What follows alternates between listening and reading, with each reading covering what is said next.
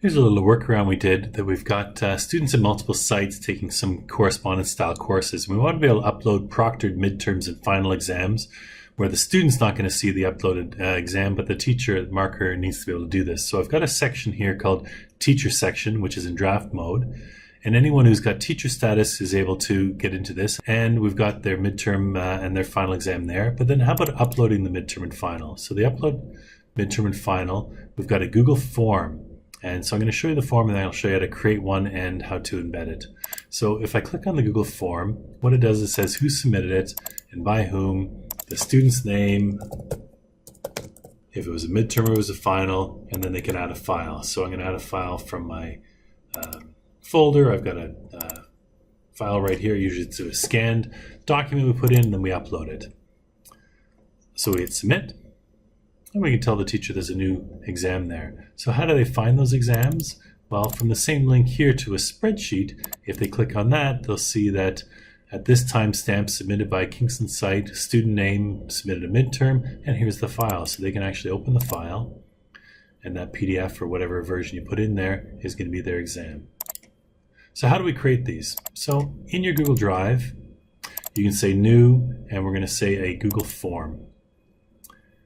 And that form, we can call it midterm MEL3E uploads. Actually, it's midterm final, so we'll just call it exam. MEL3E uploads, maybe 2017. How's that?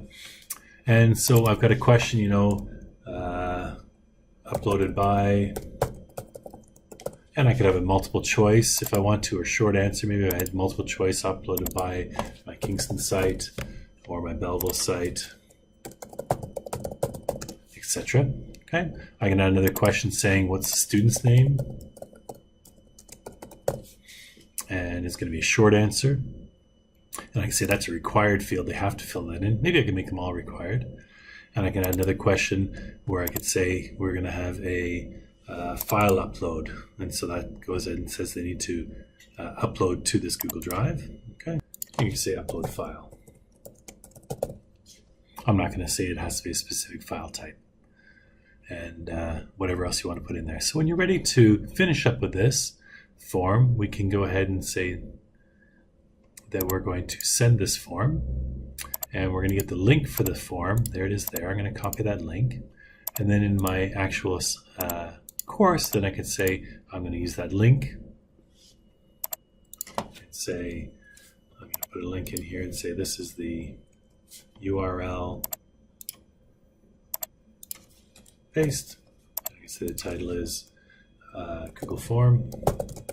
I always say new window, so that's going to link them to the Google form. And how are they then going to get the responses from that? So then we're going to go to the responses, and we're going to say in those responses, let's create a spreadsheet. So I'm creating a new spreadsheet. It's going to open that spreadsheet for me. And then I could share that spreadsheet if I wanted to. So I could say share. And I'm going to go ahead and say get a shareable link. And I'm going to make sure it's not restricted to only my loyal people. Anyone with the link can view it, save, copy that link, and that's what I'm going to then stick in here as well. I'll say spreadsheet is going to happen there. Open the link, URL. Keep that as the title of it as well. So then they can see the spreadsheet if anything comes in. And that's it.